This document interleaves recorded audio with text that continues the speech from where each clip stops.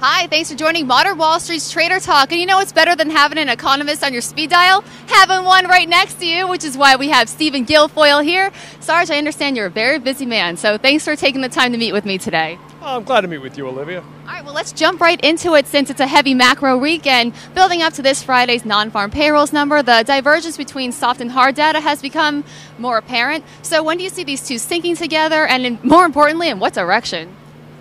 Well, let's just take the ADP employment report this morning. I mean, even though they had the revised last month lower, still the two together, actually 3 of the last 4 now, have been significant beats.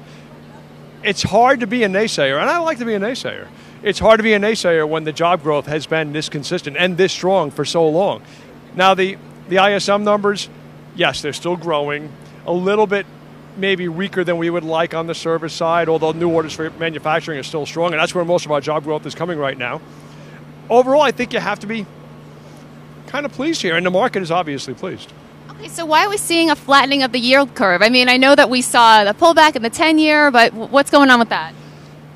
All right, obviously, well, not obviously. I believe that the Fed will go ahead and raise rates in June. I think most guys believe that. That's going to push the short end of the yield curve a little bit higher. Now, the long end isn't really quite as active. It's moving around, but I don't think there's the faith that they'll be able to raise rates and sustain the tightening in monetary policy going forward. There is some belief that the Fed will tighten to a point where either the growth doesn't sustain it or they bring the economy to the brink of recession. And now that the Fed has lost all credibility, mired in scandal, and really not projecting a very positive light on themselves. And really, they really only got so tough on monetary policy once the administration changed. So there's going to be a lot of accusations of partisan politics on behalf of the Fed going forward.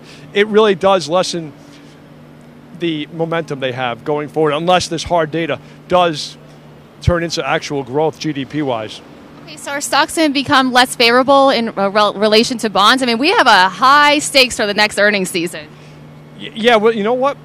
We're looking for 9.1% year-over-year growth for the first quarter earnings-wise for the S&P 500.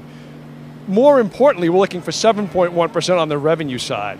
That, I think, is real. That would be the hugest number in terms of year-over-year growth on the revenue side since 2012, which would be really, really interesting going forward. It's supportive towards higher, well, I can't say higher PE ratios, but it's supportive of stocks actually inheriting these or better fitting the valuations they've been trading under for the last few months. Maybe the PE ratios will actually come in a little bit, if not stocks. And that's a real positive going forward. And if the Trump agenda is going to take off, if we are going to see that growth, it sets us up nice for later in the year, if it works. Okay, so what stocks are looking foxy to you? Are you still into energy and airlines? Yeah, I'm still into energy and airlines. I haven't gotten out of that space. I did get out of some of the banks. I got out of Bank of America completely. I reloaded on KeyBank. I stayed long, although I did take some profits. I stayed long JP Morgan and Citibank. Citibank, actually, if you look at it, the balance sheet is nice. Their valuation is really in a good space right now as opposed to their peers. So I think that's a positive. I like Walmart right now, which is really kind of screwy, right? I mean, the retail's down 16% year to date, but Walmart is evolving. They're actually developing a technology side to their business, an incubator, so to speak, to create new businesses, and their debt-to-equity ratio is really low.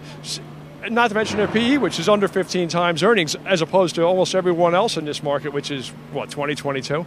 So I think if you're going to take a shot, maybe you want to buy some Walmart on weakness. Don't pay 72 or 73 today, wherever it's trading, but wait for a down day and try to get it maybe $70 or $69. All right. Thank you, Sarge. Well, one last question. Since it is a critical week for diplomacy, the President of the United States and China are meeting for the first time. And while they're playing golf in Mar-a-Lago, I'm sure they're going to hit the business and talk about currency manipulation and trade tension, all things that President Trump was concerned about. So where do you see the conversations going, and what happens if something backfires?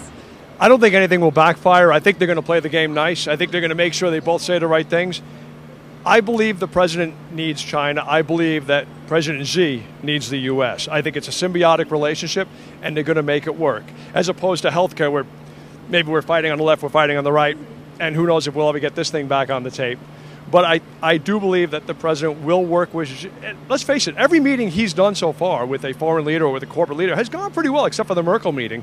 And they even kind of covered that up nice. So if they don't see eye to eye on something, you're probably not going to hear about it, because I think they'll shake hands at the end as opposed to that Merkel meeting. So yes, it does matter. There probably will be some accusations. I don't think it will lead to a broad border adjustment tax. There could be tariffs, let's say, spoken of, which, let's face it, with China there should be tariffs. They shouldn't be throwing a 19% tariff on us while we throw a 2% tariff on them. There should be maybe some easing there, and maybe they'll work that into some kind of currency deal. Maybe we'll allow a certain amount of abuse on their behalf if they would allow the dollar to come in a little bit, which we know is President Trump's real idea. He wants to see a weaker currency because he's a manufacturing type guy. All right, well, thank you, Sarge.